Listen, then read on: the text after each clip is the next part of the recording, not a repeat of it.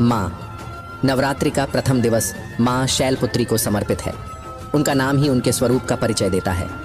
शैल का अर्थ है पर्वत और पुत्री का अर्थ है कन्या। वे पर्वतराज हिमालय की पुत्री हैं। हिमालय जो अचल है, धैर्यवान है, जो असंख्य अर्षियों की तपोभूमि है, जो हर ऋतु में, हर विपत्ति में स्थिर खड़ा है, उसी अचलता और धैर्य की संतान है माँ शैलपुत्री। उनका स्वरूप हमें यह बताता है कि जीवन की हर साधना का पहला चरण है स्थिरता। उनकी वाणी मौन है, परंतु वह मौन भी पर्वत की तरह गूंजता है। वे बैल पर आरूढ़ हैं। बैल जो श्रम का प्रतीक है, धैर्य का प्रतीक है।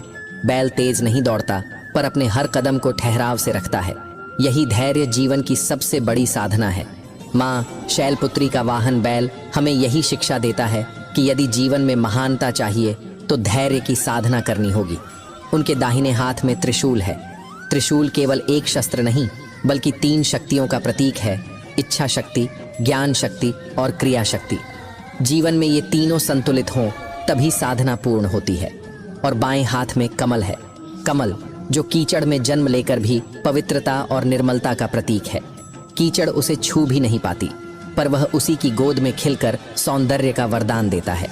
यह संकेत है कि जीवन की परिस्थितियां चाहे कैसी भी हों, मनुष्य को भीतर से निर्मल और शांत रहना चाहिए। माँ शैलपुत्री का मुखमंडल तेजस्वी है। वह तेज क्रोध से भरा नहीं है, वह तेज है शांति का, आत्मविश्वास का।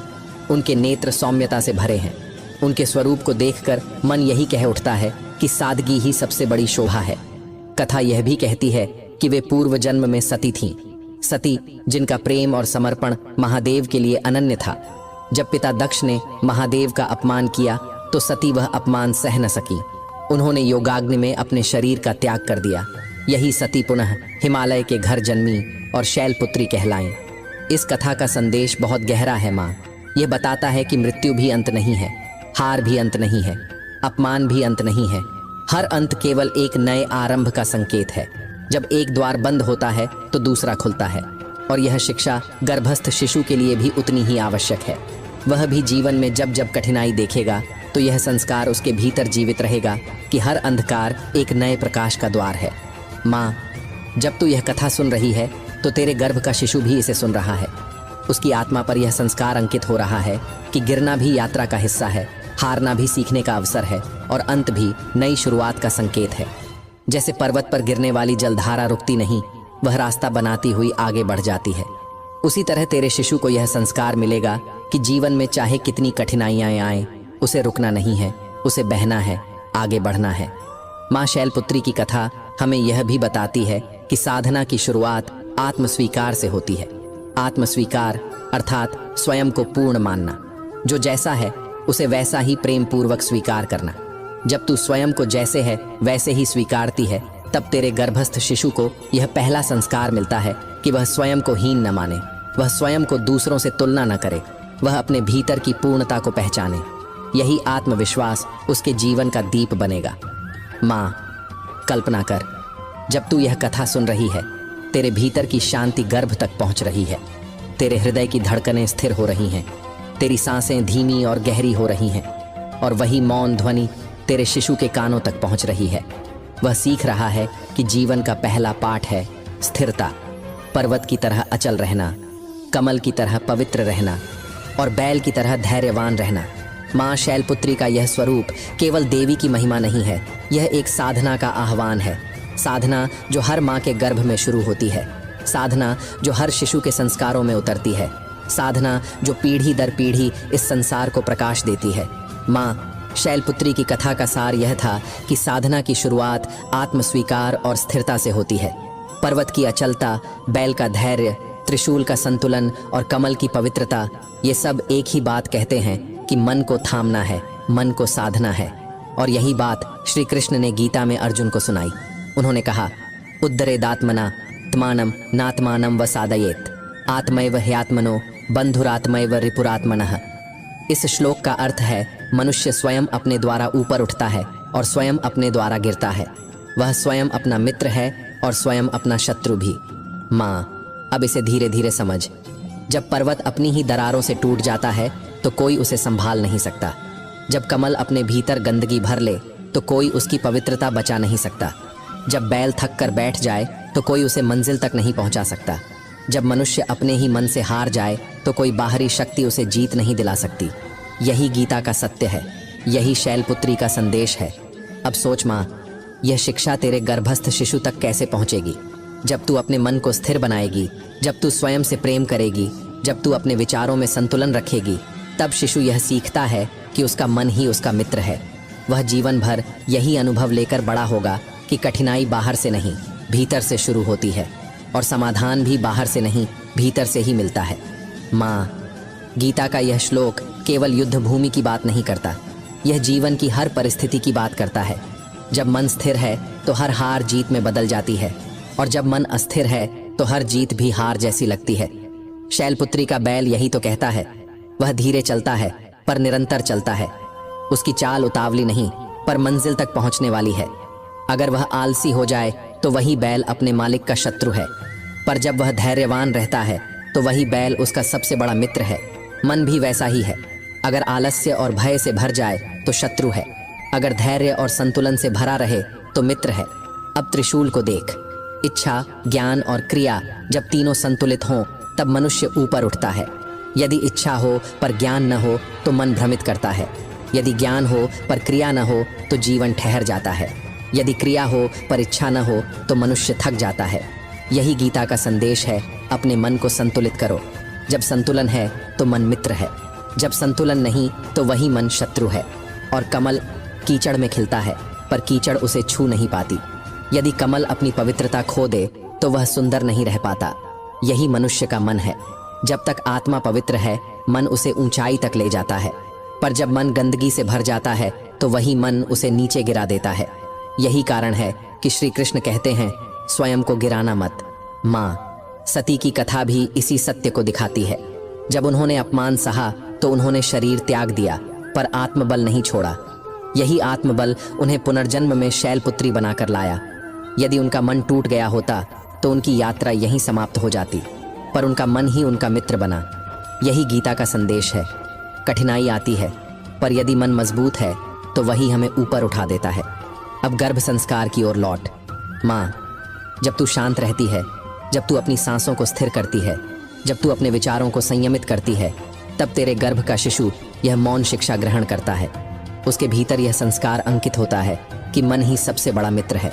वह जीवन भर अपने मन को साधेगा, और यदि कभी उसका मन अस्थिर हुआ तो उसे यह शिक्षा याद दिलाएगी कि वही मन उसका सबसे बड़ा शत्रु भी हो सकता है। यही कारण है कि नवरात्रि का पहला दिन केवल शैलपुत्री की पूजा नहीं है। यह दिन शिशु की आत्मा में पहला बीज बोने का दिन है, आत्मस्वीकार का, स्थिरता का और आत्मविश्वास का। यह गीता के श्लोक से जुड़कर और भी स्पष्ट हो जाता है। माँ, सोच, जब तेरे गर्भस्थ शिशु को यह पहला संस्कार मिलता है तो आगे चलकर वह किसी भी कठिनाई में टूटेगा नहीं। वह अपने ही मन को मित्र बनाएगा। जब सब साथ छोड़ देंगे तब भी उसका मन उसका सहारा बनेगा। जब संसार उसे गिराना चाहेगा तब भी उसका मन उसे उठाएगा। यही पहला बीज है जो आज उसके भीतर बोया जा रहा है। माँ, शैलपुत्री का स्वरूप और गीता का यह श्लोक दोनों मिलकर यही कहते हैं कि साधना का आरंभ भीतर से होता है। पर्वत बाहर खड़ा है पर उसकी शक्ति भीतर है। बैल बाहर चलता है पर उसकी धैर्य की ताकत भीतर है। कमल बाहर खिला है पर उसकी पवित्रता भीतर है। त्रिशूल बाहर चमकता है पर उसका संतुलन भीतर है। और गीता यही कहती है, मन को साधो, मन को थामो, वही तुम्हारा सबसे बड़ा मित्र है।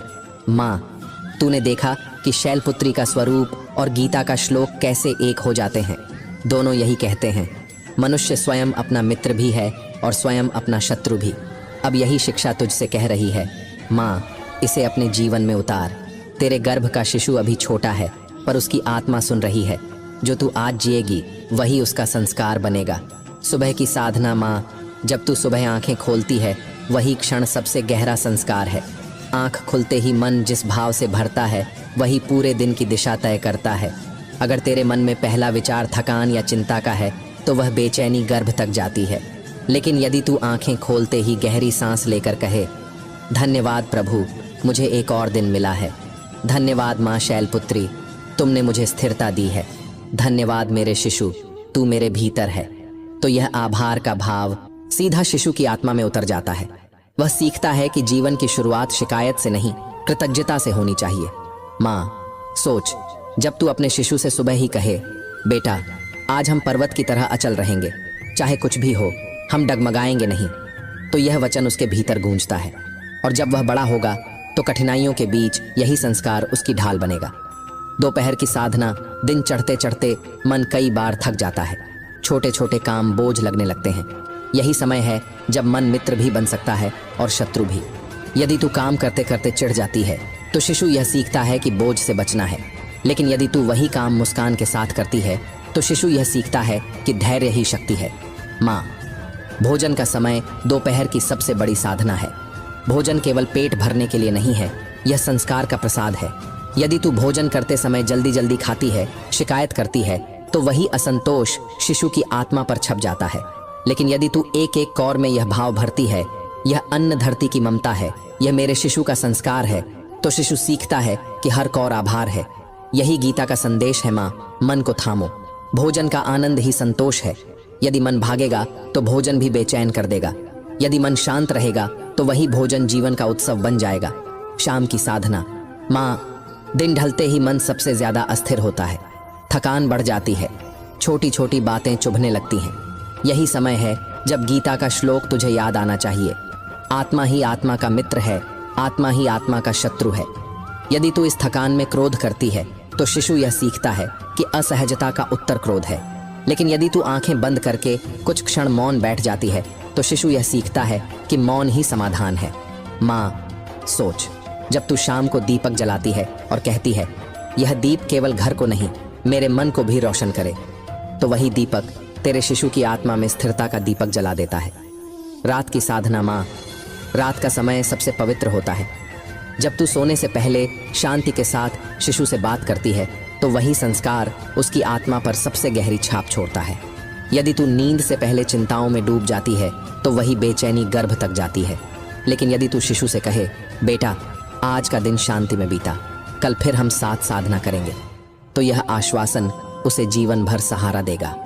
याद रख माँ, शैलपुत्री का पर्वत यही सिखाता है कि स्थिरता केवल बाहर नहीं भीतर भी होनी चाहिए। बैल यही कहता है कि धैर्य ही मंजिल तक ले जाता है। त्रिशूल यही सिखाता है कि इच्छा, ज्ञान और क्रिया का संतुलन ही जीवन की शक्ति है। और कमल यही बताता है कि परिस्थिति चाहे कीचड़ जैसी हो, भीतर की पवित्रता बचा कर रखो। माँ, तेरे गर्भ का शिशु यह सब सुन रहा है। वह तुझसे कह रहा है, माँ, जब तू सुबह कृतज्ञ होती है तो मैं आभार सीखता हूँ।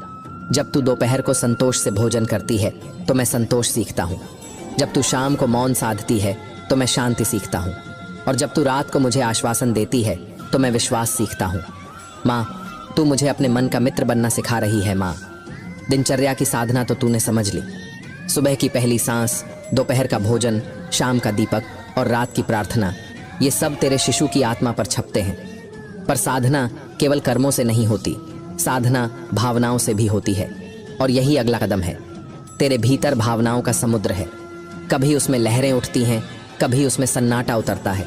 ये लहरें केवल तुझे नहीं छूती, वे तेरे गर्भ तक जाती हैं। तू जो महसूस करती है, तेरे शिशु की आत्मा उसी को अपना पहला अनुभव मानती है। कभी अचानक तू आंसुओं में भीग जाती है, किसी का कहा हुआ शब्द, किसी पुरानी स्मृति की कसक, या फिर भीतर का कोई अज्ञात भय। उन आंसुओं में तेरे शिशु को भीगते देख। पर यदि तू उन आंसुओं को प्रेम से पोंछ लेती है और भीतर से कहती है, मैं अचल हूँ, मैं पर्वत की पुत्री हूँ, तो शिशु यह सीखता है कि आंसू कमजोरी नहीं, भीतर की शक्ति को बाहर लाने का मार्ग है। यही दुख को मित्र बनाने की कला है। कभी तू हंस पड़ती है, बिना किसी कारण तेरे होठों पर मुस्कान आ जाती है। शिशु उस मुस्कान की ध्वनि को सुनता है। उसकी आत्मा में यह संदेश अंकित होता है कि आनंद बाहरी कारणों से नहीं आता, वह भीतर की सरलता से आता है। यही आनंद उसे जीवन भर यह सिखाएगा कि सुख ढूंढना नहीं पड़ता, वह भीतर है। कभी तू भय में घिर जाती है, गर्भ की चिंता, भविष्य की चिंता या संसार की अपेक्षाएं, यह भय भी गर्भ तक जाता है। पर यदि तू उस भय में भी विश्वास जगाती है और कहती है, मेरा मन मेरा मित्र है, यह मुझे उठाएगा, गिराएगा नहीं, तो शिशु सीखता है कि डर केवल एक छाया है, सत्य वह शक्ति है जो भीतर से उठती है। यही संस्कार उसे जीवन भर अडिग रखेगा। कभी तू क्रोध में भर जाती है, छोटी सी बात, अचानक आई उलझन, पर जब तू उस क्षण मौन साध लेती है तो शिशु यह सीखता है कि मौन ही सबसे बड़ा उत्तर है।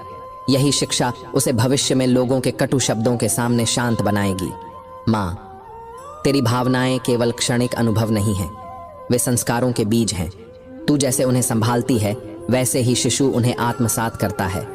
यदि तू भावनाओं के प्रवाह में बह जाती है तो शिशु यह सीखता है कि भावनाएं ही जीवन है। पर यदि तू भावनाओं को संतुलन देती है तो शिशु यह सीखता है कि भावनाएं केवल शिक्षक हैं, वे सिखाने आई हैं, डगमगाने नहीं। तेरा शिशु तेरे भीतर से तुझसे कह रहा है, माँ, तेरे आंसू मुझे धैर्य सिखा रहे हैं, तेरी मुस्कान मुझे संतोष सिखा रही है, तेरा भय मुझे साहस सिखा रहा है, तेरा मौन मुझे शांति सिखा रहा है। माँ, तेरी हर भावना मेरे लिए एक पाठ है, मैं इन्हें जीवन भर याद रखूंगा। यही शैलपुत्री का गहरा संदेश है। स्थिरता केवल शरीर की नहीं, विचारों और भावनाओं की भी होनी चाहिए। पर्वत बाहर से अचल है पर भीतर से भी गहराई लिए हुए है। माँ, जब तू अपनी भावनाओं को संतुलन देती है तो तेरे गर्भ का शिशु यह सीखता है कि जीवन में हर अनुभव एक साधना है, हर भावना एक शिक्षक है। माँ, सोच, यदि यह संस्कार उसके जीवन भर साथ रहे तो वह कैसा बनेगा। जब उसे असफलता मिलेगी तो वह टूटेगा नहीं, वह कहेगा, यह अनुभव मुझे और मजबूत बनाएगा। जब उसे सफलता मिलेगी तो वह इतराएगा नहीं, वह कहेगा, यह भी एक अवसर है सेवा का। जब लोग उसे चोट पहुंचाएंगे तो वह कटुता से नहीं भरेगा, वह मौन साधेगा और क्षमा करना सीखेगा। जब दुनिया उसे डराएगी तो वह भीतर से कहेगा, मैं अचल हूँ, मैं पर्वत का अंश हूँ। माँ, यही कारण है कि नवरात्रि का पहला दिन इतना गहरा है। यह केवल शैलपुत्री की पूजा नहीं है, यह तेरे गर्भ के लिए भावनाओं की शिक्षा का पहला अवसर है। आज तेरे शिशु की आत्मा पर यह लिखा जा रहा है कि भावनाएं शत्रु नहीं, वे तो साधना की सीढ़ियां हैं। माँ, तेरे भीतर जो भावनाएं उठ रही हैं वे केवल कुछ क्षण के अनुभव नहीं हैं, वे तेरे शिशु के जीवन की सबसे पहली ध्वनि है। अभी वह बोल नहीं सकता पर उसकी आत्मा सुन रही है। अभी वह देख नहीं सकता पर उसका चित्त दृश्य बना रहा है। अभी वह सोच नहीं सकता पर उसकी चेतना बीज के रूप में यह सब आत्मसात कर रही है। सोच, जब वह बड़ा होकर पहली बार भीड़ में जाएगा, स्कूल का पहला दिन, नए बच्चे, नए चेहरे, नए शब्द। वहाँ कुछ बच्चे अधिक तेज होंगे, कुछ अधिक आत्मविश्वासी होंगे। उस क्षण उसका मन कांपेगा, पर तेरे आज के भाव उसे ढाल देंगे। तेरी स्थिरता उसकी रीढ़ बनकर उसे कहेगी, डर मत, तू पर्वत का अंश है। जैसे हिमालय अकेला खड़ा रहता है वैसे ही तू भी अकेला खड़ा रह सकता है। वह भीतर से संभल जाएगा। यही पहला संस्कार उसका साथी बनेगा। फिर जब वह मित्रता करेगा, वहाँ हंसी होगी, खेल होंगे, कभी तकरार भी होगी। कोई उसे धक्का देगा, कोई उसे पीछे छोड़ेगा, कोई उसका मजाक उड़ाएगा, पर उसके भीतर से आवाज आएगी, मेरा मूल्य दूसरों के शब्दों पर नहीं टिका है, मेरा मूल्य भीतर से आता है। यह भाव उसे कटुता से बचाएगा। वह मित्रता में ईर्ष्या नहीं करेगा, प्रतिस्पर्धा में द्वेष नहीं करेगा। वह सीखेगा कि मित्रता का अर्थ जीतना नहीं, साथ निभाना है। माँ, समय के साथ उसके सामने शिक्षा की कठिनाई आएगी। कभी किसी परीक्षा में अंक कम आएंगे, कभी शिक्षक उसकी कोशिश को पहचानेंगे नहीं। उस समय वह हार मान सकता है, पर तेरे आज के संस्कार उसे भीतर से कहेंगे, असफलता दुश्मन नहीं, शिक्षक है। हार रास्ता नहीं रोकती, वह नया रास्ता खोलती है। वह अपनी हार को सीढ़ी बनाएगा और आगे बढ़ेगा। यही धैर्य उसे जीवन भर संतुलित रखेगा। और फिर जब वह अपने कार्य की दुनिया में जाएगा, वहाँ तुलना और आलोचना अधिक होगी। लोग उसकी मेहनत का मूल्य नहीं समझेंगे।